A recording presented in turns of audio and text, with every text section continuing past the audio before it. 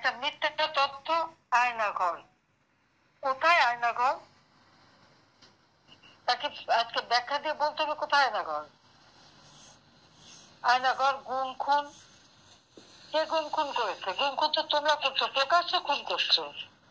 গুম না, তোমরা প্রকাশ্য করছো, গুম খুনও করছো। একটা এলাকায় একটা খুন হলে কেউ বিচার চাইতে পারে না, থানা মামলা নেয় না। কত মানুষ হারিয়ে গেছে, কত শিশু হারিয়ে গেছে এই আন্দোলনে।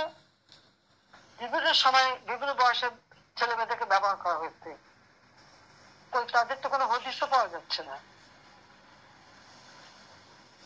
তাহলে গুম খুন তো তোমরা নিজেরা করছো। আয়নাঘর কে? এখন গোটা বাংলাদেশটাকেই তো আয়নাঘর বানিয়ে ফেলেছে। সেই জবাবদিহি তো একদিন করতে হবে, ইউনুসকেই করতে হবে সেই জবাব।